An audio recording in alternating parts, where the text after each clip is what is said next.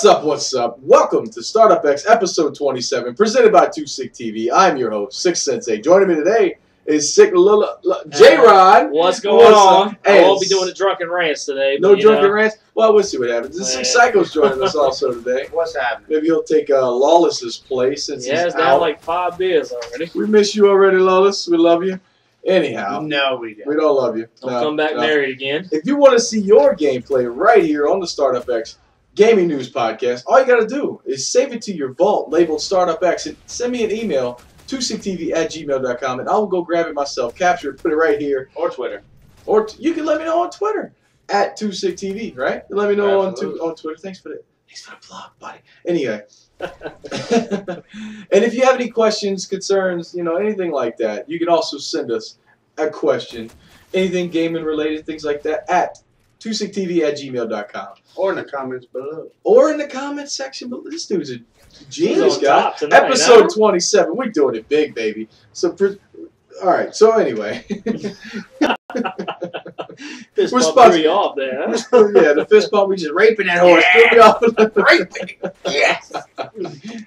Sponsored by Bud Light Platinum. Not officially sponsored, but That's Beyond Earth. it's awesome.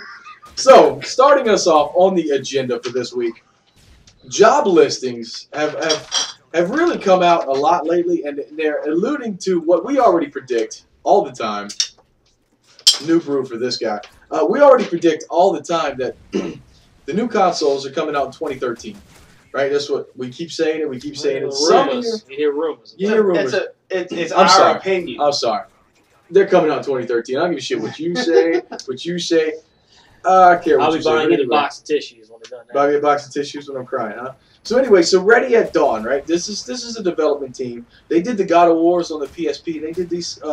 They did a different game on the PSP, and they did a Wii port, some nonsense like that. But the most thing they did was God of War on the PlayStation Portable. They're mobile gaming. That's all they've done so far, right? So now they're seeking someone to work on an exciting new AAA IP. Right, a new IP. That's the key, right? They already worked on God of War, but they're working on a new AAA IP for a next-gen home console, right? They're not going to be not handheld console, home console. They're branching into the home console, not only the PS3 or the Xbox 360, but the next gen, the PS4 or the new Xbox 720, the next box, whatever you want to call it. Whatever you want to call it.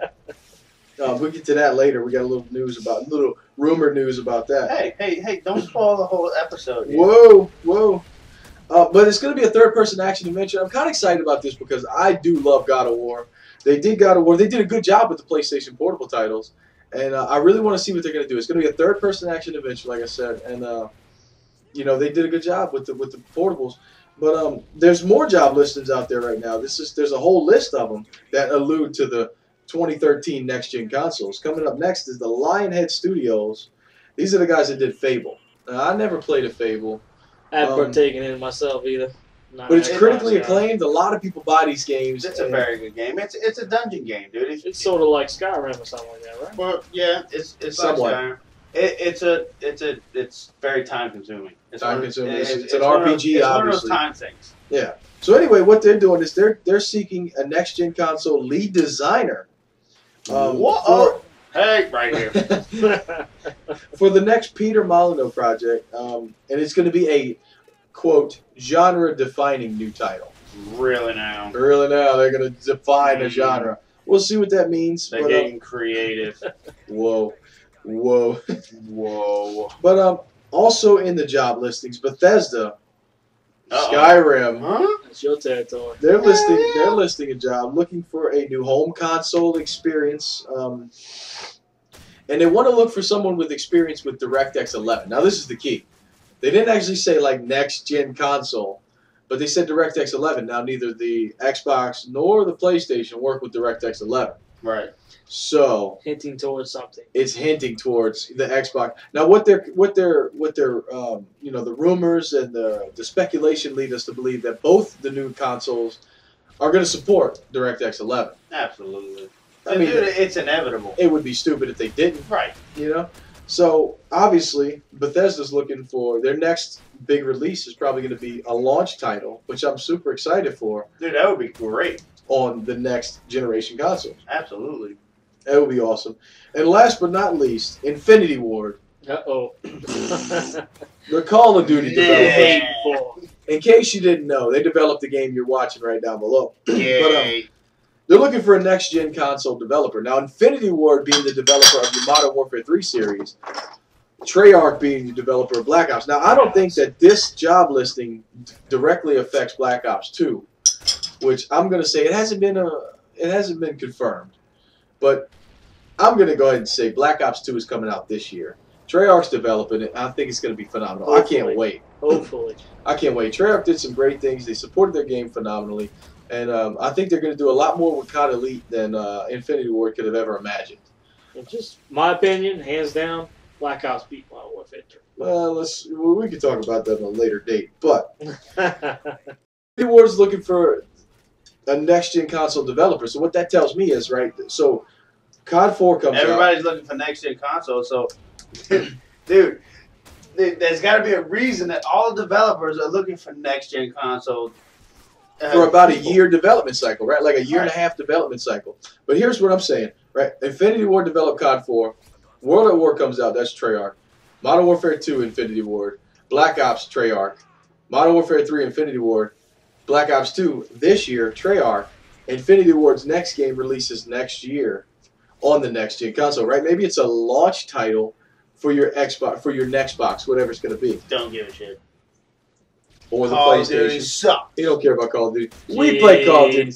We're monsters at some Call of Duty. You know what I'm saying? So anyway. But I will say one thing, PlayStation, next-gen console, $600, too much. They're not going to do it. They're not going to do it. And the learn reason I tell from you, your mistakes. well, I think they have, right? The reason I tell you I think they have learned from their mistakes is looking at the prices of the PlayStation Vita. You look at everything that Vita has. It has an OLED screen. It has the dual analog sticks, the back touch, the touch.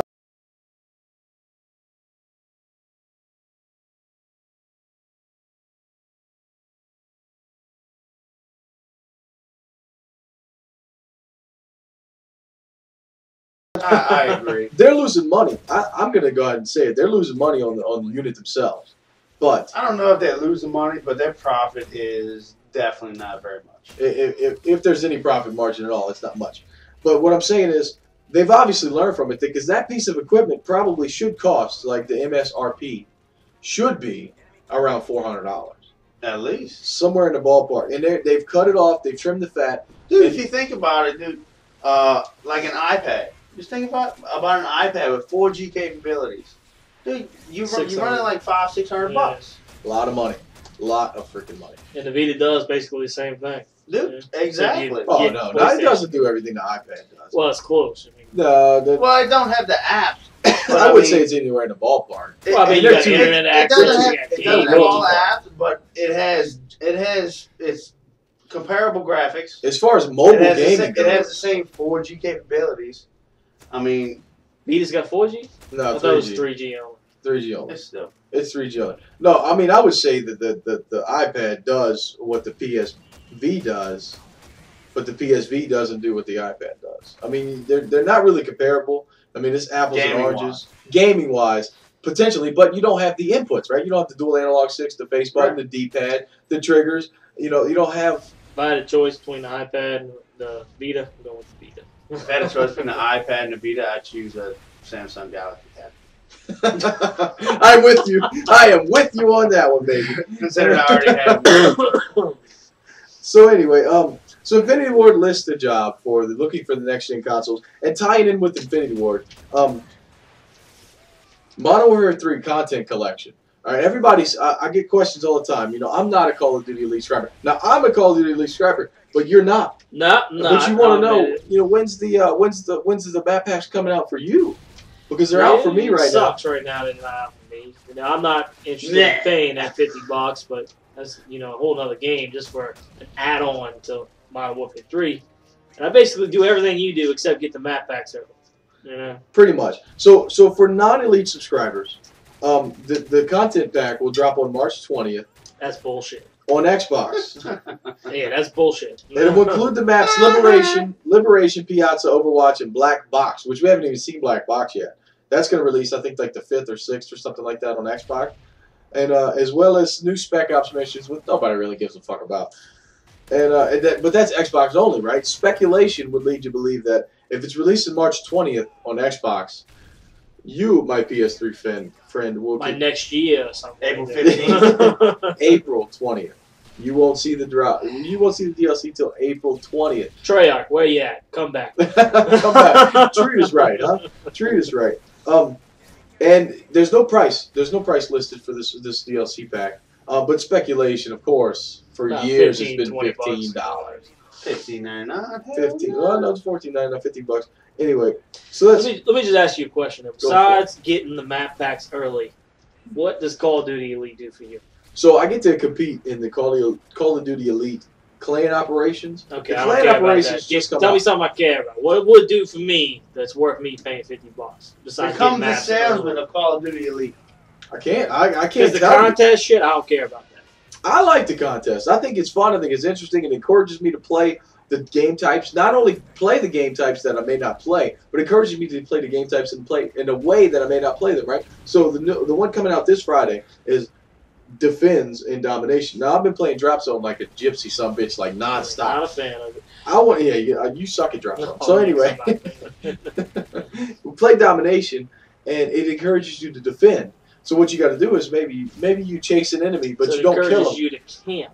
That's basically what I'm hearing. Dude, I don't even play Call of Duty, and that's what it sounds like to me. To me, it sounds like if I hold B down, and I'm rushing around killing shit, doing my thing. If I hold B down and I see somebody running to B down, instead of killing him before he gets there, I'll just wait till he gets there. It's called strategy. That's all. That's how I'm gonna play. Now maybe somebody else might camp. You may be correct. You call it strategy. Besides you, Everybody else somebody calls it else is gonna pick a corner, and every 4 corners that looks at that nomination, there's gonna be 2 or 3 people sitting That there. is absolutely You might not kill how one I of them. There's play. gonna be 4 other ones sitting there waiting to With take attack you out. insert. Exactly. Not only that, you got attack insert. You're gonna have motion sensors, radar jammers. I mean, this is gonna be the stupidest game type I ever heard of. Fucking noob. My God. So the other things you can do, I mean, there's a couple other things you can do, but there's nothing you're going to be interested in if you pay for Call of Duty Elite besides Getting the map early packs. content. So I'm gonna pay $50. But you want the sales pitch. Here's the sales pitch. You ready for this? So in March, they're going to release the content. They're going to drop the content March 20th for Xbox. It's $15. So 2 or 3 months down the road, they're going to release another content drop that's $15. 2 or 3 months down the road from that, they're going to release another content drop that's $15. Right now, we're added up to what, $45. So $5 more, and you get to, not only do you get all the content for free, you get it early. So you're paying $5 to get the content early. That's the key. That's what you're paying for. So basically, I'm paying There's my $50 sales pitch, so I right? get a map, Come on, baby. pack That's early. the sales pitch. You fail. I'm sorry. That's I'm a good joking. sales pitch, you Gypsy. That's a good one. Say I was pitching the same thing for Battlefield. That's a good sales pitch. Treyarch, no, That Battlefield works. would You do can't that throw to it on Battlefield because Battlefield wouldn't do something stupid you. Yeah, like that. EA would definitely treat you right. I'll say Hell that. yeah. Infinity Ward, they've been jacking around this Call of They've been Duty acting Elite stuff. stupid. They've definitely been jacking around some stuff. But more on Xbox news, right? Because Infinity Ward's like up Xbox's asshole. There's a rumor going around the Xbox, the next Xbox, the Xbox 720, whatever we're gonna call it. The project name, because I don't think this is gonna be the name of it, but the project name may be called the Xbox Durango. Don't like that. I don't like it either. I think it's Sounds stupid. like the Dodge Durango, and that car sucks. Yeah, I got one. It sucks. Wow. The only thing I hate about this is because it's not tying into their the Xbox 360. It doesn't tie in to anything. You know, it's like its own entity. Yeah, but dude, if you think about it, the tie-in to that would be the Xbox 720. I'm okay with that, dude. No, 720 is a lot better than Durango. it's better, Where but does it that come still from? sucks. Durango, though? I mean, come on. Dude, That's granted- horrible. It's better, but it still sucks. So the reason this has become right, it was a rumor like last week. We're going to talk about it because it was like a stupid rumor, but it gained a little bit more grounds because a senior technical designer at Crytek, the developers of Crysis, right? So it's a fucking phenomenal looking game. He tweeted out something that said, enjoying the Durango Development Summit in London. There was a little more, but I'm not going to read it. Durango Development Summit, right? So developing for the Durango is what I get out of that. And that means they're developing for Xbox Durango. And what makes this even more suspicious is that soon after the tweet went out, it was gone. They deleted the tweet. So that makes it, obviously, that makes it more suspicious. Top secret. Trying to leave anything my out. immediate question is, where the fuck did they come up with the Durango? That hoe from Durango, man. I mean, I liked Project. All right, so Xbox Connect was Project Natal. Yeah. I mean, I don't know. I don't know what that means, but I think Project Natal was cooler than Xbox Connect. So if Xbox Durango is cooler, what the hell are they going to call the next Xbox if they stick with that trend? You know what I'm saying? PlayStation stock is rising. PlayStation 4. I really don't care what the shit they call it. Yeah, dude. I mean, PlayStation had it. They have it so easy. It's just PS4. I mean, come on. They kind of have to at this point, right? Exactly. They have I to. go nuts at that bitch $600. It's not going to be $600, J-Rod. Not going to be $600. But so in more Xbox news, HBO is coming to your Xbox on April 1st. April Fools. Is it free? I don't even know how it's going to work. If it's not free, I don't care. Eastbound and Down fans, awesome.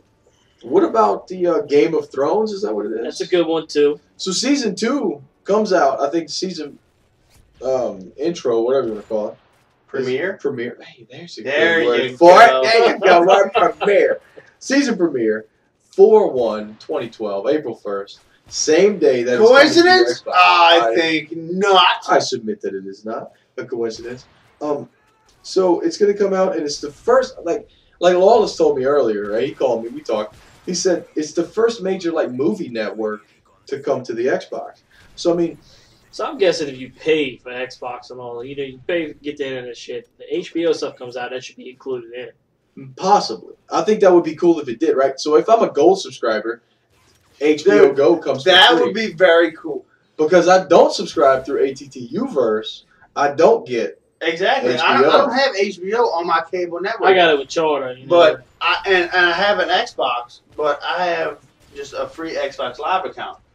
But if HBO was free through Xbox Live Gold, dude, I would so subscribe to Xbox Gold. That would be awesome. That would you haven't so be subscribed worth it. yet? No, I have a free Xbox Live account. I got a regular account. Okay, you have a silver account. Right. Regular, sure. Okay, whatever. HBO's got some good programming. I mean, not besides their movies and all that, but their original series and all that. They do some good things with that. I tend to concur. I mean, they have some good stuff going on.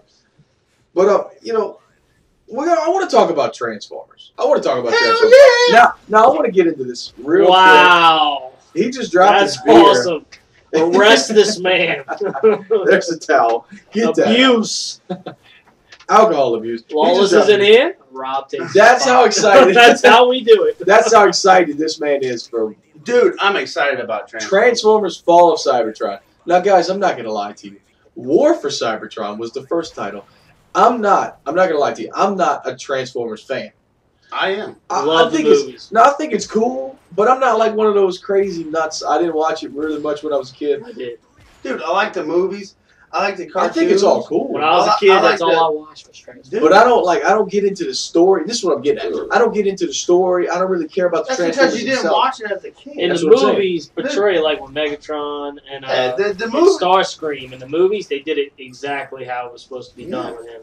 It was awesome. So it's agreeable that y'all like Transformers. Right. I You like almost said video Star games. Wars. You heard I did that? almost say Star. I did almost say Star Wars. You mother. Wow, we're on two totally different levels here. When we're talking about that. Because I kind of like shit. Star Wars. So anyway, Transformers. Y'all two Transformers fans.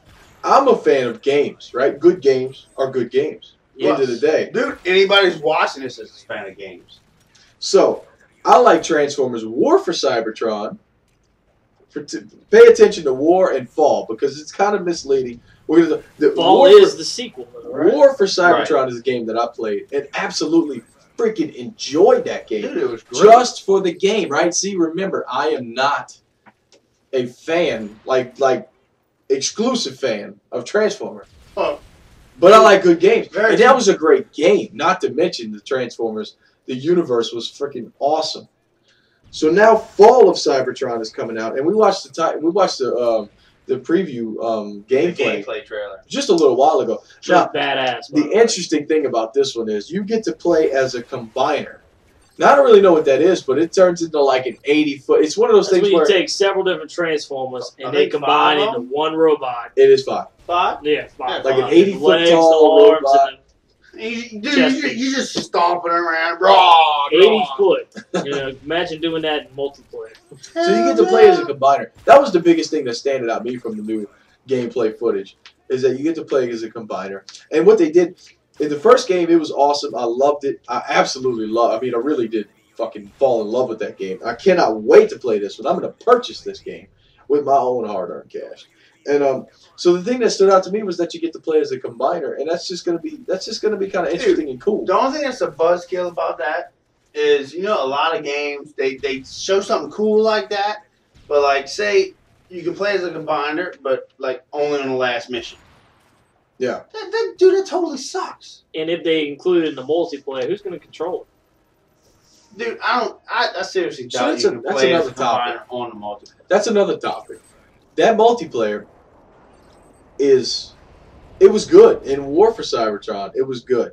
Dude, they had a co-op. The co-op campaign was phenomenal. We admit that. Dude, the whole campaign was co-op. And that was freaking cool. Yeah, dude, that was excellent. We got to play that shit together. And I mean, you could be playing a single-player campaign. You can have your buddy just be like, hey, he wants to join. Just drop in. All right, let's go. It was drop in, drop out, dude, it co-op. was great. Phenomenal. I loved it. Yeah. I mean, the whole game was great, but it didn't sell that well, and I don't think you could buy it right now. Well, like, it's because it's Transformers, and the reason it they didn't promote it as much. The reason it didn't sell well is because games that kind of tie in with movies don't do well. Yeah, generally except for Prince of Persia, fantastic game. But that was a game. That was a game that went to movie. Exactly.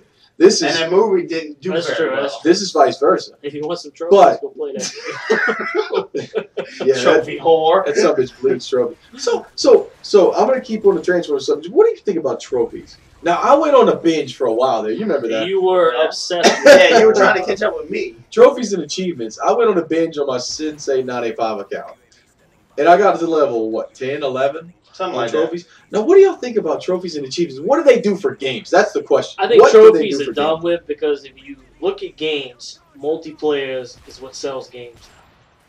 I agree. And Call of Duty, the only thing with multiplayer is people. It depends on what group you are. There's some groups of people that are like single player oriented that like for Skyrim, dude. There's no multiplayer. Yeah. There's not even a lot of trophies in Skyrim. There's a little bit of trophies. So here's the question. That's an RPG though. If you ask a lot of people like this man right here, he hates RPGs. But I don't hate RPGs. Well, you don't like to play.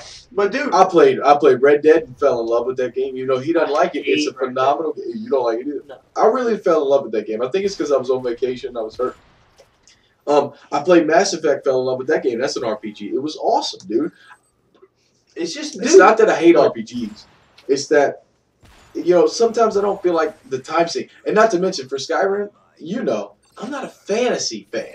No. I'm not a fan of fantasy. Dude, Dragons don't do anything for me. It's just different types of people. Like I said, dude, the achievements is just different types of people. Some people aren't into that stuff. But yeah, absolutely. Some people are so into trophies, they want to have the trophies. So here's the question I want to post on the table, because I think I kind of miscommunicated it, right? So say you got a game like Uncharted.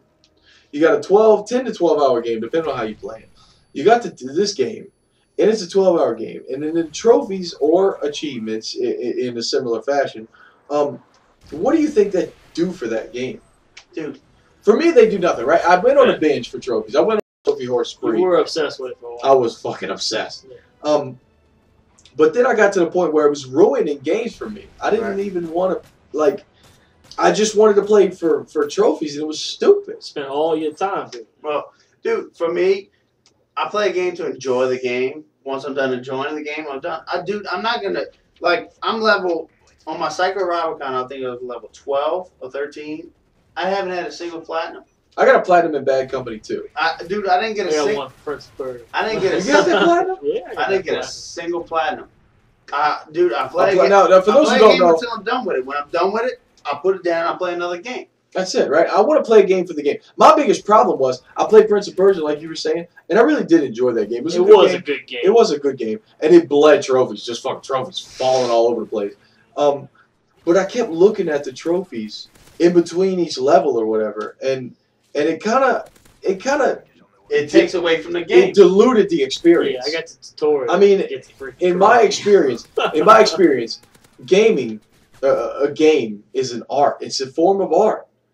And the trophies, to me, kind of take away from that art because I'm trying to look at the trophies and trying to get these stupid imaginary things that matter not at all. But that's like these guys that as soon as they get a game, they'll throw up a strategy guide on their computer and they're playing the game through the strategy guide. Dude, you're not playing the game. I played part of Batman Arkham Asylum like that. I can't even lie to you. Dude, it's stupid. You're not just even for trophies. You're not even playing the game for me. I did not play Arkham City. You're not playing the game. You're playing the game through somebody else on the strategy guide. That is stupid. Dude, I played through a strategy guide before, but I beat the game first. And I'm like, all right, I'm going to go to the strategy guide and see what I've missed. So I did that for Battlefield, right? I played Battlefield, Bad Company. Then I played it again, looking for the MCOM stations. Because you got to get certain ones. And I didn't feel like sitting there all day searching every corner. So I did that to get the platinum. That's when I got the platinum. And again, I wasted my time, right? I could have been playing multiplayer and having some fun. I wasted my time playing through the whole campaign again, beating my penis, trying to find some fucking trying to find MCOM stations. But does it, in hindsight, does it add replayability to the game if you treat them properly? It depends on what type of player you are. If you're a player that doesn't care about trophies, then no, it doesn't add replayability. It sort of deters away from replayability. But if you play it once, if you're smart about it, if you play the game, like I did it with Battlefield. I would say I did it smartly, even though like I was a trophy whore at the time. But I played Battlefield smart. I played through the campaign on normal. Then I went back on hard, and through the hard campaign, I played it with a strategy guide and got the MCOM stations and found out what areas I need to go to and things like that. So is that like the replayability value? It also if somebody takes a smart. It also depends on the length of the game. Like say a game is like 6 to 8 hours. Yeah, I think about going to a strategy guide. I think about going to a strategy guide and replaying the game. But if it's like 10, 12 or more hours, dude, I'm not playing through that game again. Shit, no. Screw that. So anyway, I just wanted to touch that topic. Guess what? Sensei gets the last beer. If you're still listening, tell us in the comment section below what you think about trophies or achievements and how they affect gaming. And the last topic, real quick, is that Nintendo 3DS. We don't ever talk about Nintendo. But Son's got one. But this is interesting. This is interesting. Nintendo 3DS refuses to put the game, The Binding of Isaac, on their handheld due to its questionable religious content. I don't even know what that game is. So no, most people don't know what The Binding of Isaac is. I don't now, I've watched my boy, Lethal Frag. I've watched him play this game many times on his live stream. You can check him out. He's a good friend of mine. Matt, Lethal Frag. You can check him out in his live stream, twitch.tv/Lethal Frag, all one word, obviously. Check him out. He's a really, really awesome guy. He's doing a 2-year live stream. But anyway, he plays The Binding of Isaac always. And it's like a randomly generated 2D top-down Zelda meets Diablo in hell kind of nonsense. Anyway, so what happens here is that you're playing as a kid, and the kid mom tries to kill you for some reason. And it's really religious. It's really like you're in hell. You gotta fight the devil. There's like vagina face things that shoot blood at you. Yes. Okay. I just became interested in this game. So anyway, what I'm getting at is Nintendo refused this game to be on their console, and it just throws me for a loop. Like, don't we have the right as gamers to play what we want to play? Why would they? Based on religious content, so Assassin's Creed is on That's there. what I'm saying. And that's a sacrilegious game. But the beginning of Assassin's Creed, if it's based on religious issues, if games were based on religious issues, PlayStation should have never allowed Assassin's Creed to. What about Nintendo? Nintendo's the ones we're talking about here. Dude, I mean, Assassin's Creed, it's based on religion, on various religious. Well, you also got to think about who does 3DS target though? Dude, depending on what religion you're in, yes, it's sacrilegious. 3DS targets children. You know, you don't see any adults running around playing 3DS. So you think this is okay? That they didn't want to associate themselves, right? The Nintendo, they didn't want to associate themselves with a questionable religious game. You think that's? I think it has more to do because so many kids play it, and kids play that. Kids ask questions. They see that and they start asking the parents. What are they saying? I mean, I don't know. You know how it is. They don't buy the game without their parents. No, would you let your son just go on the 3DS and start buying games like crazy? Well, no. Or would you look at what he buys beforehand? I mean, I don't think you have an option there. You can go on there and buy like content. It's a downloadable game. That's what I'm talking. It's a downloadable game. Well, yeah, he's not going to go on there without me. He's the parental codes I got on there. But still, thank you. That's the reason I think they're freaking out so bad is that 90% of 3DS owners are children. Doesn't matter. Well, it does matter when you have kids start asking their parents questions. He does come up with a good idea. I mean, kids do bring a lot of questions to the table. He does bring a good idea, but I still don't think they should banish the game just for the religious. No, I don't think it's. I mean, I just think potential religious. It's CYA, cover your ass, and that's what they're doing. Because if you think about it, 90% of the 3DS consumers are children. Yes, yeah, of course. They're not going to grasp the concept of what the game is. But they're just kids playing ask the game. questions though, and when kids start asking questions, it makes news. Yeah, but the thing is, a lot of kids aren't even going to grasp the concept. They're just going to play the game and beat the game. Be like, hey, I beat this game. Okay, cool. Yeah, I agree with you, but there's I a guarantee storyline. you that's the reason it's happening because 90% of 3DS people are children. It's considered a disturbing game. But at the end of the day, a lot of adults do own the 3DS, and they may want to play this game, and it's a great indie developer, and, Nintendo turned them down because of... But it's not the fact, right? I don't really care about this game. I don't really care about, that developer. It's just the restrictions that Nintendo It's the fact that Nintendo shut them down. Why? Because of questionable religious content. It don't matter. That's the problem. Dude, it don't matter. In 2 years, Nintendo won't even be putting out consoles anyway. They're just going to be putting out games, so it don't matter. I have to agree with you. But anyway, we're running out of time. We're running out of time here, guys. Thank you for joining us on Startup X, presented by 26 TV. Remember, if your gameplay is at all, all it has to be is just entertaining. Save it to your vault. Label Startup X. Send me an email, 26tv@gmail.com. Let me know about your gameplay. Thank you for joining us. I'm Six Sensei. Thank you, J-Rod. No problem. Thank you, Psycho. Anytime. Startup X, and we're out. Peace. Peace.